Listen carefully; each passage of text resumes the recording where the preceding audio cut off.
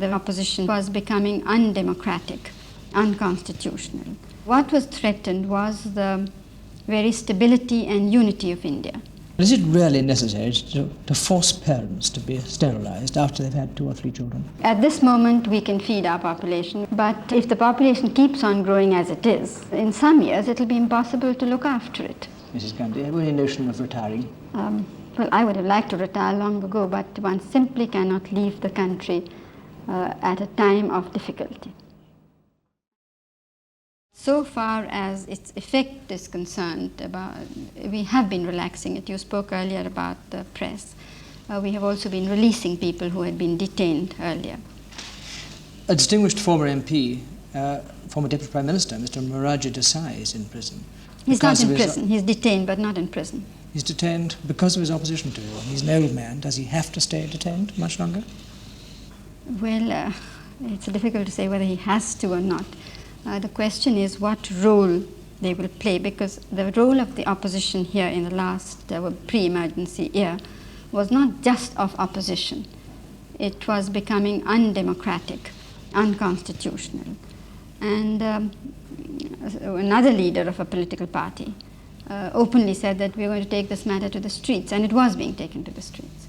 So what was threatened was the very stability and unity of India. And if there had been this type of violence and forcing people to resign, elected members of the assembly or parliament to resign, or encouraging police and army not to obey orders, urging students not to go to schools and colleges. Surely all those dangers have disappeared now, Prime Minister. Well, they haven't said they've disappeared only because a certain situation exists, but they have not withdrawn any of these programs yet. How many political prisoners are there? 100,000? Oh heavens, there never were that many, but now there are very few. You say the emergency is being relaxed. Can you say how many there are left? No, I can't. I mean, I don't know myself. You don't know? But there are very few. Is someone else responsible then? Well, the Home Ministry looks at who should be detained and who should be released.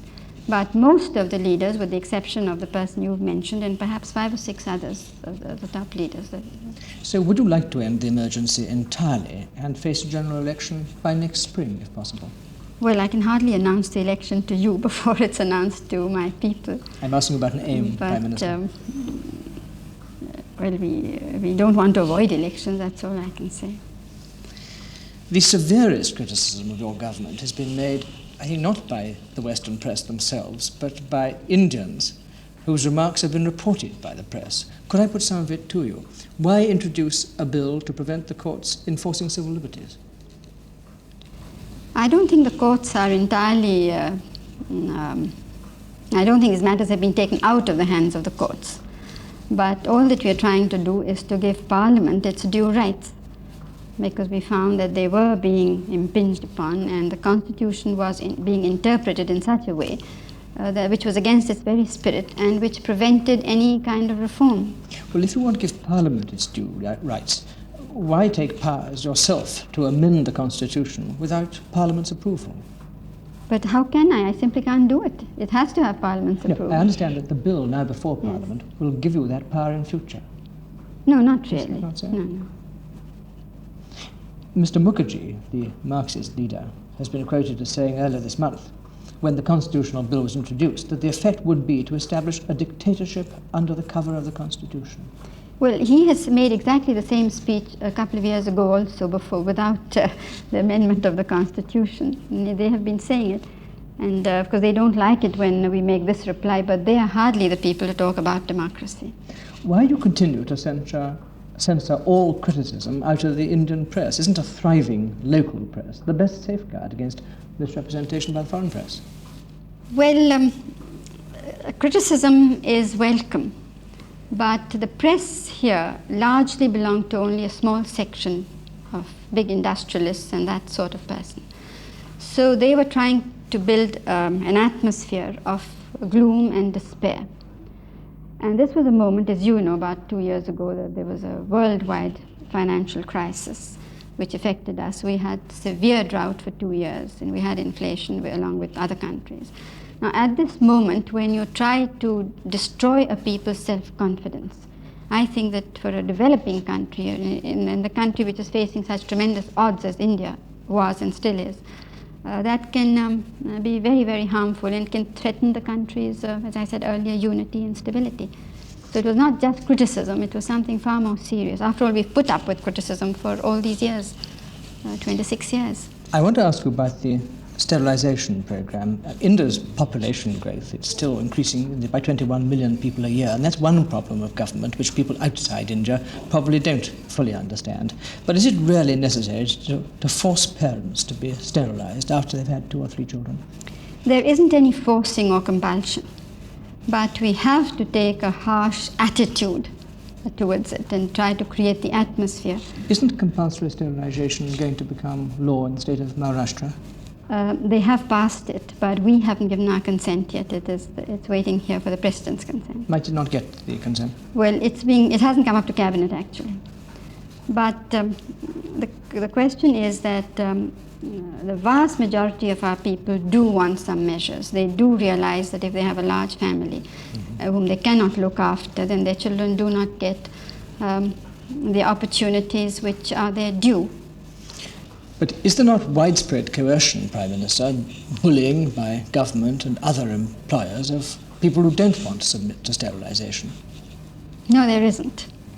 On the contrary, we find there's a very large public acceptance. In the state of Maharashtra, for instance, they've gone almost village by village, district by district, getting people's opinions. But there are political groups or orthodox groups who want to resist the program. However, we don't believe in compulsion, we believe in persuasion, and this is what we are trying to do.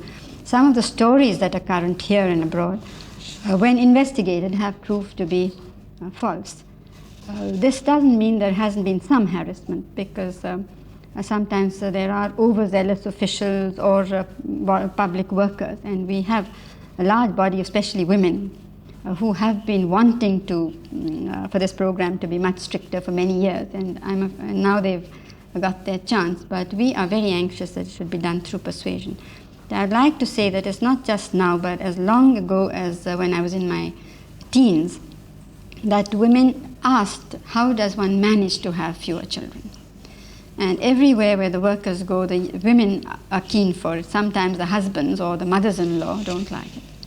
But one's heard lots of stories which seem very circumstantial of government employees being refused promotion or having loans for housing withheld from them until they submit to sterilization. Is this going on? Well, I don't know about loans and all, but we do want to create an atmosphere in which people realize the importance of this program. Because at this moment, we can feed our population. In fact, we've got a buffer stock of about 18 million tons of food grains, not counting things like potatoes, sweet potatoes, and that sort of thing.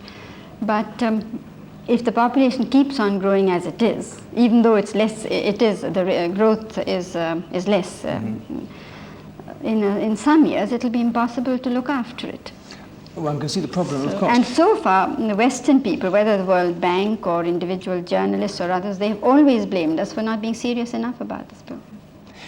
Isn't the danger, we'll invite long answers. I'll try and improved economy. This is, I suppose, mainly due to the enormously good harvest last year, perhaps a good one this year, but that's an act of God rather than of the Gandhi government, isn't it? Not really, because we have had good monsoons earlier, but we haven't had such spectacular results or harvests. It was due to the monsoon plus the inputs which the government was able to give, and our policy of giving the greatest importance to irrigation and power. It was also due, because of the discipline, to industrial production. For instance, our public sector undertakings were, many of them were on the losing side or not working to capacity. Now they've made this up, and our industrial production has gone up. The growth rate has been 6.5%, which is bigger than ever before. Mrs. Gandhi, have you any notion of retiring? Well, I would have liked to retire long ago, but one simply cannot leave the country at a time of difficulty.